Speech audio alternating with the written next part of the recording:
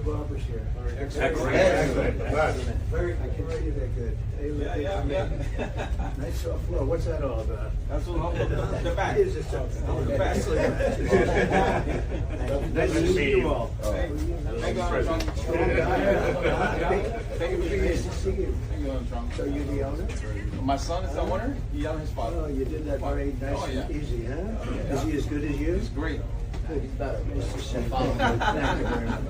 So President Trump is back in the Bronx. He's back in deep blue New York City. As you can see, a very warm welcome at that barbershop. Trump has said that he's going to fight to win New York. He has recently announced that he's going to be hosting a rally at Madison Square Garden. He's also said that he's going to fight for New Jersey, California, Colorado. And, you know, it makes sense if the polls are accurate, because the polls show Trump with the momentum in the key swing states like Pennsylvania, Michigan, Wisconsin, all of those. So if Trump really is ahead there, it makes sense that he would try to make headway in deep blue states like New York, and obviously it'll help him win the popular vote. Now, while Trump was in this barbershop, again, in the Bronx, multiple people actually came up to him and told him, hey, I'm a Democrat, was a former Democrat, and I'm voting for you. Or I voted for you before, I'm voting for you again. Here is one of those moments. I'm a registered Democrat.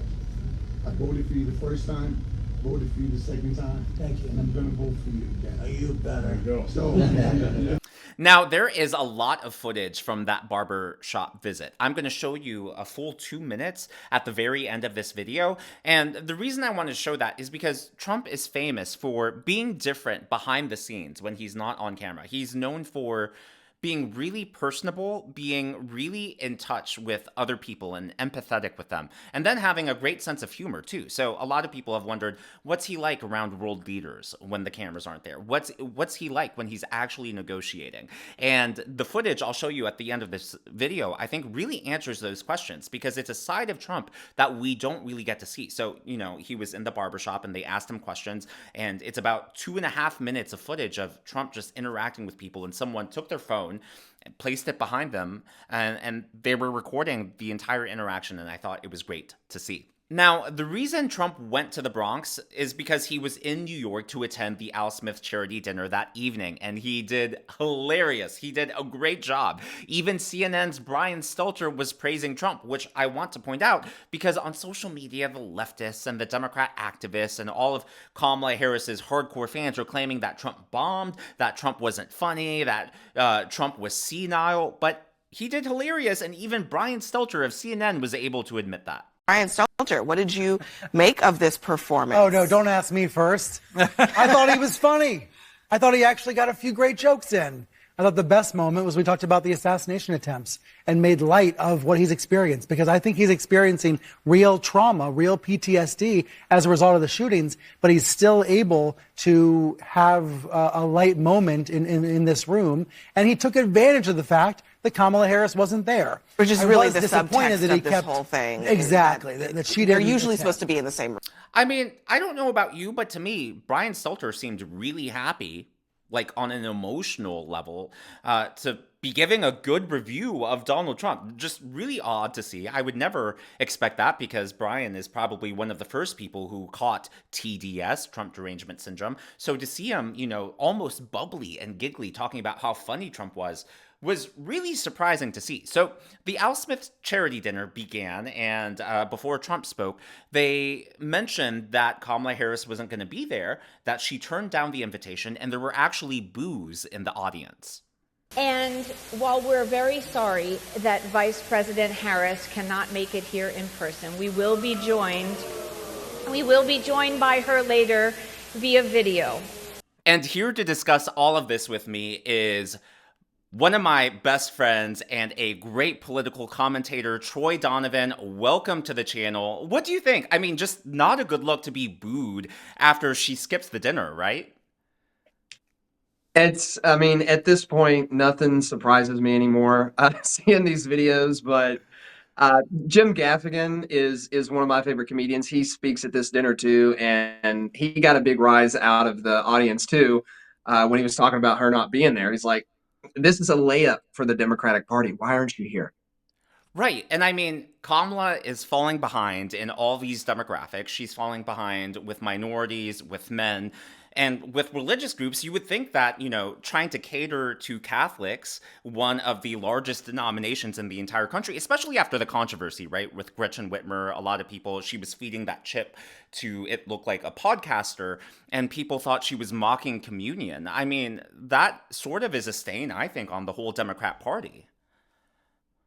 That was, it's hard to find the word for it sometimes. When I saw that, I was like, no, she did not just kneel and feed a Dorito, a Cool Ranch Dorito to her.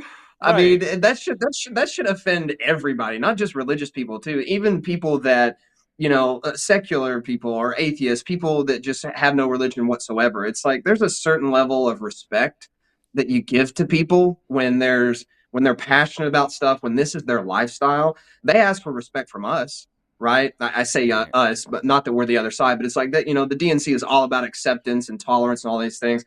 Where's that for Christians? Where's that for Catholics? Where's that for the Jewish community? We know that Kamala is not polling well with Jewish people in New York State. This was a layup for her to be at this dinner, and it just blows my mind that she's not there. She can go on Call Her Daddy, all these other podcasts, The View, all these just softball interviews. Show up. Is it because she's just not funny? Is that why she didn't come up? Because she has no jokes to tell. She has no jokes to tell, and the exact opposite is true. Trump was hilarious, I thought. I'm so excited to share these clips with you and with the audience. So I love that you referred to it as a layup, because I think for Trump it was a slam dunk, and I just want to show you this clip. This is how he began his speech at the Al Smith charity dinner. It's a true pleasure to be with you this evening. Amazing pleasure. And these days it's really a pleasure anywhere in New York without a subpoena for my appearance. I know this isn't my normal crowd tonight, because it just isn't. It's not my normal crowd. Believe me, my normal crowd is younger, has a lot more energy, but you have certain advantages too, like cash, lots of cash. But many of you are Manhattan liberals from the media and the Democrat Party.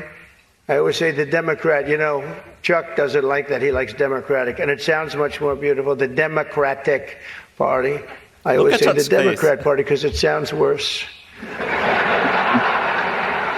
It is true. He likes Democratic. Why don't they just change the name? This way, it is Democrat. But I must say I was shocked when I heard that Kamala was skipping the Al Smith dinner. I'd really hoped that she would come, because we can't get enough of hearing her beautiful laugh. She laughs like crazy. I mean, just going after the laugh. Spot on. Listen, Dan, I laugh great. Okay? I will laugh the way I want to laugh. Okay? So, I grew up in a middle-class family. I mean, hey, someone should hire you, for their kid's birthday. Actually, not for a kid's birthday party, because that would be traumatizing if they had a Kamala impersonator instead of a clown. But great impersonation. I mean, I really agree with what he was saying about renaming it the Democrat Party instead of the Democratic Party. That is definitely like a psychological play on words to make the Democrat Party seem more appeasing. And it doesn't make sense, because the Republican Party is just the Republican Party. It's not the Republic Party, and then we call it Republican, and it's not the Republicanic Party. It's just the Republican Party. Why can't it be just the Democrat Party? Why do they always have to spin it to Democratic? It's the same illusion. It's the same kind of like typical political mudslinging of like, there's one party that's coming after democracy. There's one party that's a threat to democracy, and it's sure not us. It's in our name. How could it be us? We're the Democratic Party. We're the party of well-run government and freedoms and all this stuff. It's funny. I'm surprised they haven't tried to demonize the Republican Party name. It used to be the Whig Party, if I'm not mistaken. It was founded as the Whig Party, I believe. But I'm surprised they have not tried to demonize the Republican name. I'm sure it's coming. Right. Yeah, no, the Whigs went out of style, and then out from the ashes came a new party. So it's exactly what we're talking about, all these different voting demographics. And so Trump references actually being really up with the Catholic vote. All polls are indicating I'm leading big with the Catholic vote, as I should be, But I don't think Kamala has given up yet. She hasn't. Instead of attending tonight, she's in Michigan receiving communion from Gretchen Whitmer.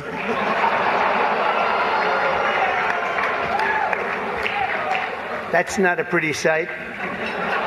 But Catholics, please don't be too insulted by Kamala's absence.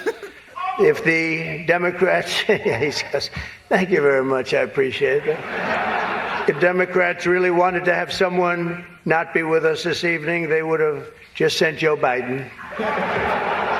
Oh, talk about his slam dunk there, but oh my gosh, you have to see this. So he referenced Kamala not being there. She wasn't there. She pre-recorded this video.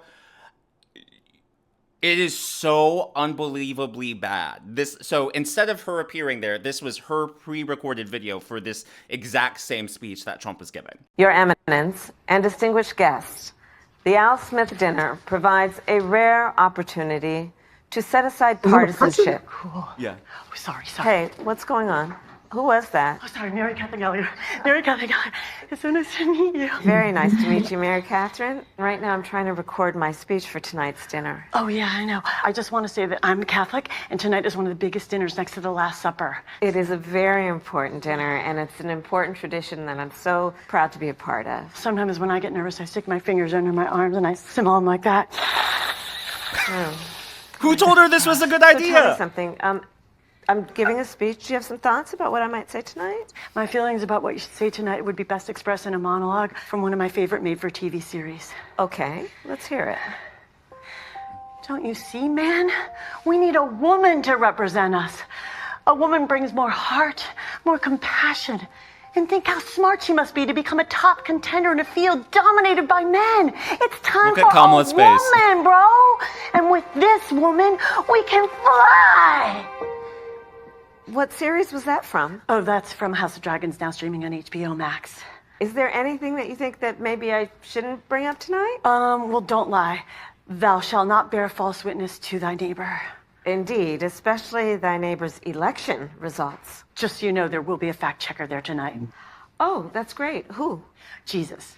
And maybe don't say anything negative about Catholics. I would never do that, no matter where I was. That would be like criticizing Detroit in Detroit. Does it bother you that Trump guy insults you all the time? Because it really bothers my friends and me. Oh, Mary Catherine, it's very important to always remember you should never let anyone tell you who you are. You tell them who you are. What do you think? Do you think that resonates? Do you think that'll win over Catholic voters? Oh yeah, I'm very moved. It was the smelling of the armpits. It was the reference to the 2020 election. That's got my vote now. Because I'm probably consider myself middle of the road, maybe slightly right of center, kind of libertarian area. And oh yeah, I was moved. I teared up a little bit. I feel the tears coming right now. It is. I didn't know that Kamala was that good of an actor. I really didn't. Just brilliant. Give her an Academy Award right now. They might as well. Let this woman host SNL. Right.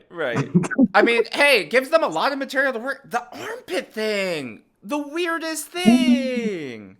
Like, who wrote that? It's Superstar, right? The movie. I think that's the movie Superstar. Maybe like late 90s, early 2000s. I think Will Ferrell is also co-star in that. Love the movie, funny movie, and I'm blanking on that lady's name, but the actress, she's really funny too. Mm-hmm. But it is just still wild to me. It's so crazy to watch how many, you got your Bryan Cranstons, all of these, Robert De Niro's, all these super big A-list actors that they think that these endorsements are like winning over middle America. They're winning over people that are paying more for their groceries or are paying more for their gas, are worried about taxes this year because of the expiration on the child tax credit. Like all these things that actually affect families, like the people that don't live like Hollywood. It's just wild to me to watch. Let's bring in Jenna Ortega, or let's bring in some really popular actress right now. That's what's going to win the election. It's pretty fun to watch. Right, for sure. What is also really fun to watch is Chuck Schumer's face in this next clip. Trust me, you'll wanna. Trump is hilarious, but Chuck's face is the best. Coming in very, very strong, a certain way. I won't tell you what way that is, but Chuck Schumer is here looking very glum. Doesn't he look glum? He looks glum. But look on the bright side, Chuck, considering how woke your party has become. If Kamala loses, you still have a chance to become the first woman president.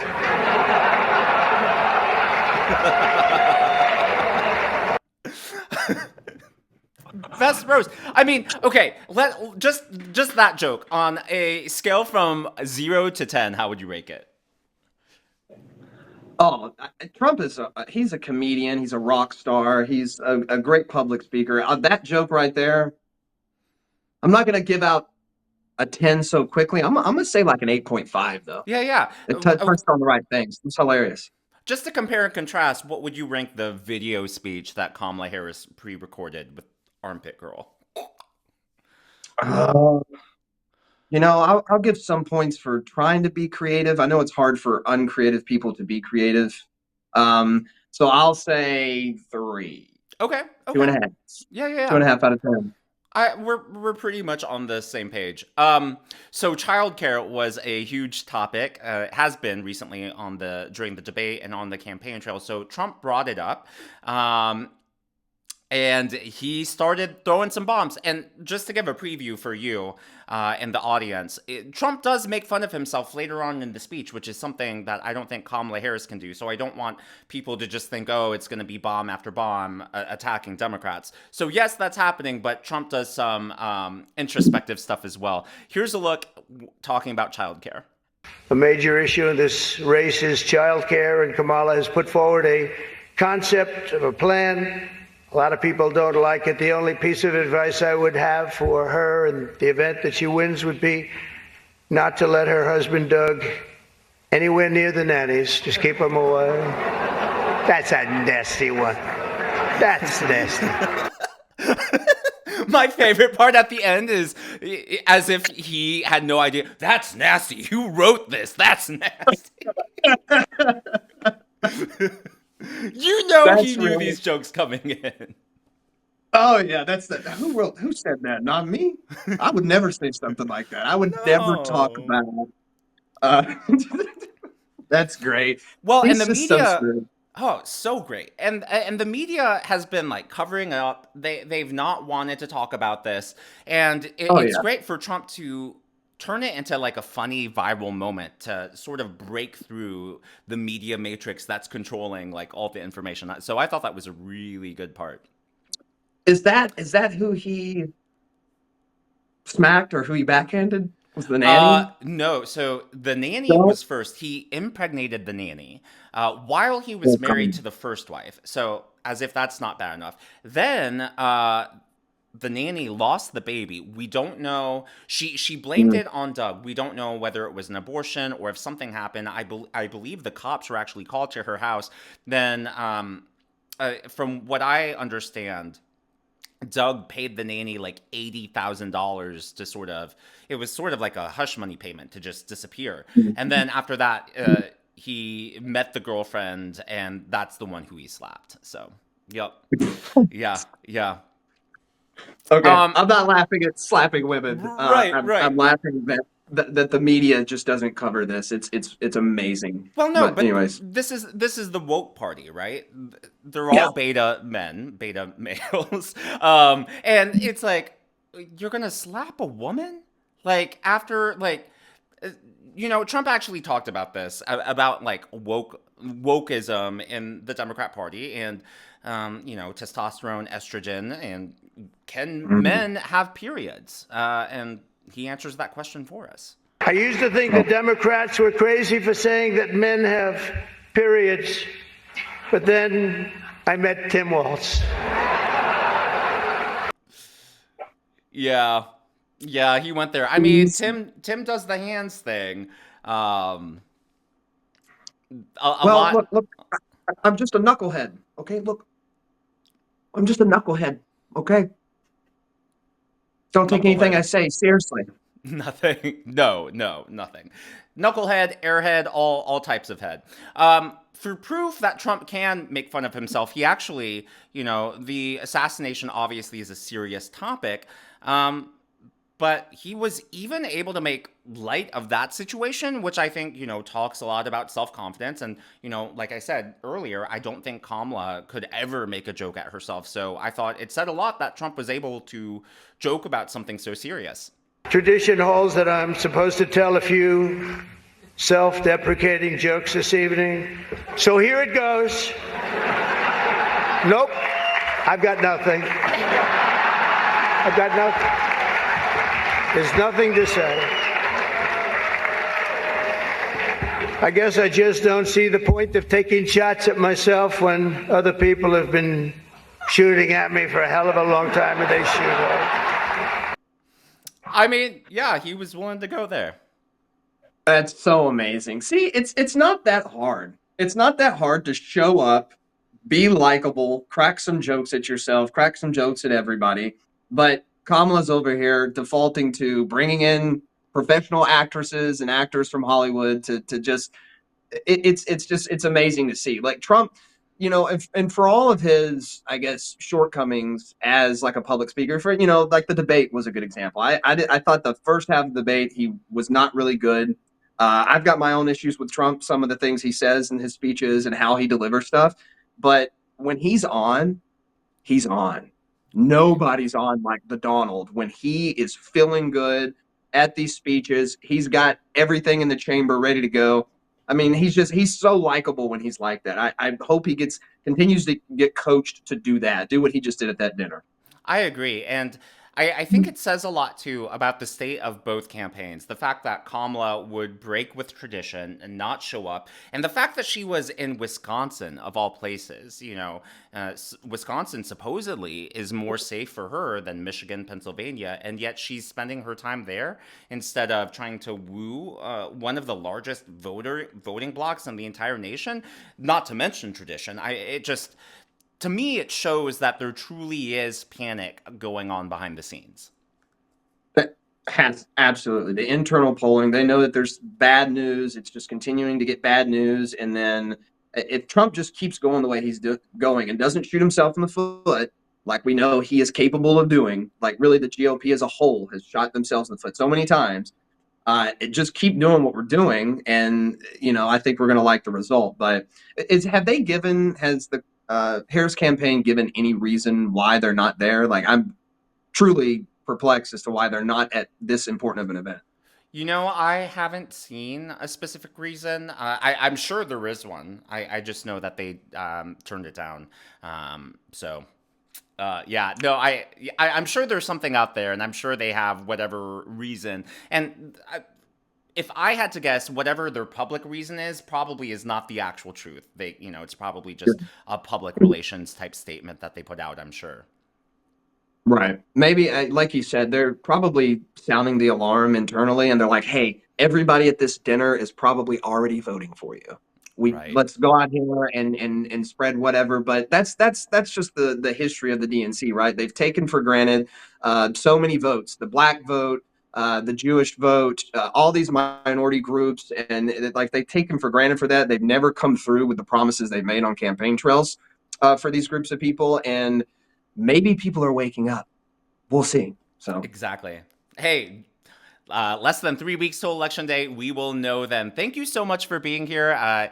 Just great having your insight, your analysis, your input. Really enjoyed our time together. So Troy Donovan is going to be on the channel every Friday as well as Tuesdays. I figured this would be a great way to spice things up, to give a different point of view on the channel. And then, just so you guys aren't just listening to me every video, because who wants to deal with that?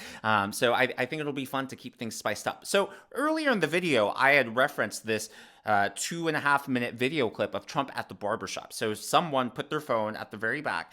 And I believe that this clip gives us insight to how Trump really is when he's negotiating with leaders, when he is, working on Capitol Hill for all of us. I think this is a side of Trump that we don't really get to see. Obama, and he absolutely said it. He said, I was tougher than her. They're very unhappy with her as a candidate. Let me tell you, they made a mistake. I think. I don't think they should. Maybe they shouldn't have left him. I don't know what they should have done. I don't care what they should have done. I'm just telling you. Hopefully, they're not going to be there long. They're destroying our country. Absolutely. He's the worst president in the history of our country. She's the worst vice president, and she's worse than him. And you're the best. Well, thank you. I love this. Where the hell did you find these people? I just walked in the barbershop. You know what? We're going to make it good. We're going to make the economy good. We're going to bring back companies. We're going to bring back jobs, and you're going to be happy. And I love that you mentioned the American dream, because you know what? People don't mention it anymore. You want the American dream for your kids. Well, the part of the question was federal taxes in itself. What are you going to do for the Oh, we're federal cutting taxes. So we're cutting taxes. She's raising taxes. You saw that. I feel it. She's raising taxes. We're cutting taxes. We're cutting them for small businesses too, which is you. Although this could be a big business with all this business, I see. I don't know. But your boy's going to be paying. You're going to be paying much less tax because small business. Now, she wants to end the Trump tax cuts. The Trump tax cuts are great for small business. You know what they're also great for? When you pass away, you die. You want to leave your kids your business. We call it the death tax, but it's really the inheritance tax, but people call it the death tax. Your small businesses don't have to pay a death tax because of me. You want to leave like a store like this, he already owns it. Like a store like this, you want to leave it to your kids. There's no tax to pay. They want to end that so that you have to pay tax. And what's happening is like farms in particular. We have a farm, it doesn't make a lot of cash, but it's got value. They go out, they borrow money to pay the tax, they end up losing the farm. I think it's 82% of the cases. The parents leave the farm to the kid or leave like a business. This is a good business. Leave the business to the kids and they end up losing it because they get, the banks have to loan money and they end up losing it. There's no inheritance tax. I got that done. So that was supposed to be the death tax. The subtitles were wrong there. But again, I thought that was just a really intimate moment, and you can see how engaged he was with everything. He was referencing someone's son. He was referencing the business owner. Like, he really was engaged. It wasn't like Kamala Harris, where she has her canned lines, where it's, she really tries to force her canned lines into every conversation, whereas here, Trump's just being himself, and he's being really personable, and he's making a connection that I think will really resonate with voters. But as always, all of this is just my commentary, just my analysis, and I would love to hear your thoughts in the comments below. What do you think about Trump's performance at the Al Smith charity dinner? Do you think it was hilarious? Do you think he went too hard on Kamala Harris? Do you think it was just the right tone? Let me know your review there. I think it's always great whenever we get to see that side of Trump. It's just so lighthearted and such a nice break from the tension that we get from everyday politics. If you haven't already, please be sure to give me a thumbs up. I know it's a simple thing to ask, but it really does help me in the algorithm to reach more viewers like you. Be sure to smash that subscribe button and to check out one of these videos.